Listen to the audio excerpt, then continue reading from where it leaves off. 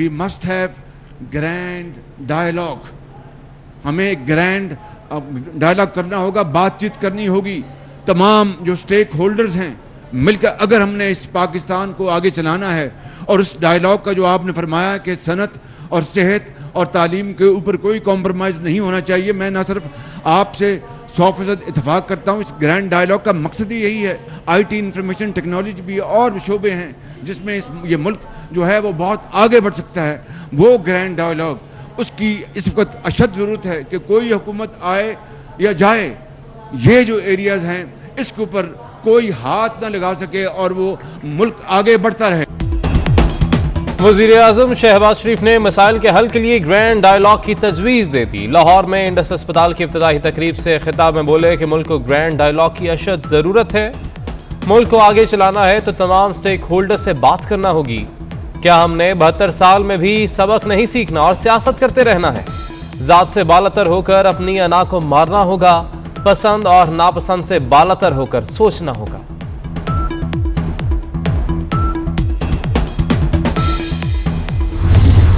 ساڑھے 3 سال جو ہوا جس کی وجہ سے جہاں پر ملک یہاں پہنچا, اس کا بھی کوئی حساب لینے کے لیے نا کہ مجھ سے ہی 1.5 مہینے کا حساب لینا ہے.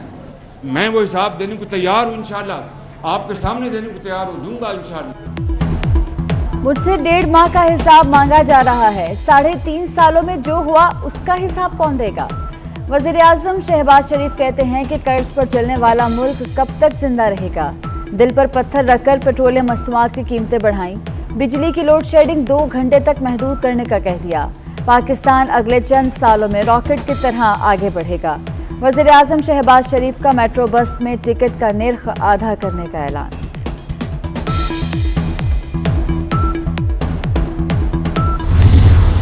ہماری طرف سے کمٹمنٹ ہے وزیر اعظم صاحب کو اوپن چیک کی, کسی فکسڈ اماؤنٹ کی نہیں, اور ہم ہر جگہ وزیر اعظم صاحب کے ساتھ کریں. جیسے اوپن چیک 2 ارب روپے ہم انڈس ہاسپٹل, نہیں میں اوپن چیک نہیں کلوز چیک چاہتا ہوں. اور اس ہاسپٹل کو چلانے کے لیے اس کے بعد جیسے کرشی صاحب نے کہا, بڑا خوبصورت جملہ ہے کہ چلانا سب سے بڑا چیلنج ہے. تو اس کے اندر ہم 100 بیڈ کا ڈائلسس سینٹر بنا رہے ہیں جیسے آپ کا خواب ہے, تو بس اور اس میں سالانہ ارب روپے دے رہے ہیں. 5 سال میں 10 ارب آپ کے نام آ گئے. الحمدللہ بس ہو گیا جی, مہربانی, بہت شکریہ آپ کا. اپٹما رہنما گوہر اعجاز نے وزیر اعظم شہباز شریف کو اسپتال چلانے کے لیے اوپن چیک کی پیشکش کر دی. کہتے ہیں اسپتال کو بنانا نہیں چلانا بڑا چیلنج ہے. انڈس اسپتال کو 5 سال میں 10 ارب روپے دیں گے. 100 بیڈز کا ڈائلسس سینٹر بنا رہے ہیں. وزیر اعظم کے نوٹس دینے کے باوجود بجلی بحران برقرار. بجلی کی بندش عروج تک پہنچ گئی. بجلی کا شارٹ فال 6576 میگا واٹ ہو گیا. لوڈ شیڈنگ کا دورانیہ 14 گھنٹے سے بڑھ گیا. بار بار ٹرپنگ سے گھروں میں الیکٹرانکس کا سامان بھی جلنے لگا.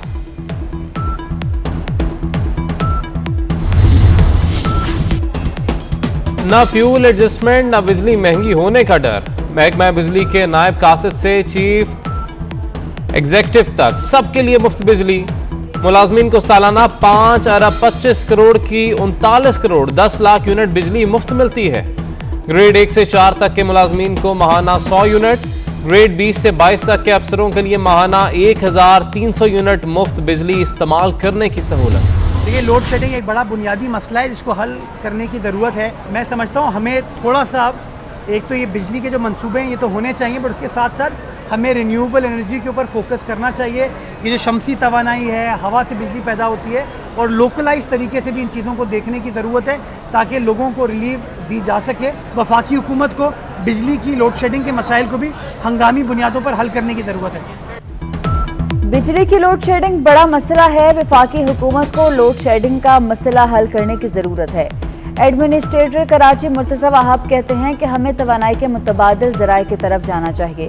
بلدیاتی انتخابات میں کسی پارٹی سے اتحاد کرنا ہے یا اکیلے لڑنا ہے, یہ فیصلہ ہونا باقی ہے.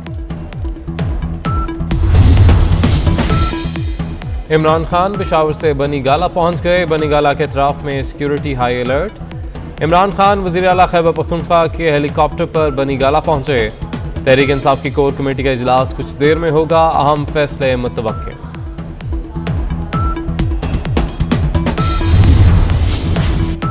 जमानत खत्म होने पर इमरान खान की सिक्योरिटी पर मामूर एहलकार उन्हें गिरफ्तार कर लेंगे। वज़ीर दाखिला राना सनाउल्लाह कहते हैं कि इमरान न्याजी हंगामा आराई, फितना और फसाद, वफाक पर मुसल्लह हमलों के 2 दर्जन मुकदमात में मुलजिम नामजद है। शेख रशीद पर तंज करते हुए कहा कि भगोड़ा पेशावर भाग गया, चपड़ासी लाल हवेली में छुप गया। वाह रे इनकलाब। 25 मई के भगोड़े मईशत पर भाषण न दें, कोई भी मुसल्लह जत्था वफाक पर हमले का सोचेगा भी नहीं।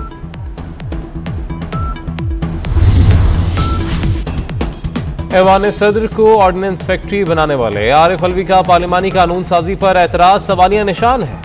पीपल्स पार्टी के सेक्रेटरी जनरल नैयर बुखारी का रिएक्शन, कहा आरिफ अलवी तहरीक इंसाफ के कारकुन और इमरान खान के कठपुतली बनने से गुरेज करें।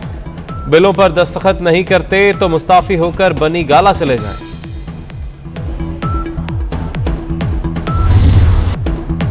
आज़मीन हज को हिजाज़ मुक़द्दस पहुंचाने के लिए इंतज़ामात मुकम्मल। इस्लामाबाद से पहली परवाज़ कल सुबह 3:30 बजे उड़ान भरेगी।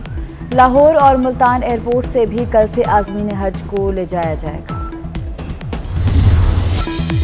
साफ सुथरा माहौल बेहतर जिंदगी की जमानत। माहौलियात का तहफ़्फ़ुज़ पूरी दुनिया के लिए चैलेंज। पाकिस्तान समेत दुनिया भर में माहौलियात का दिन मनाया जा रहा है। वज़ीर ख़ारजा बिलावल भुट्टो ज़रदारी ने अपने पैगाम में कहा कि पाकिस्तान माहौलियाती तब्दीलियों से निमटने के लिए इक़दामात कर रहा है। वफाकी वज़ीर शहरी रहमान ने कहा कि हर शहरी को धरती माँ की हिफाजत के लिए किरदार अदा करना होगा।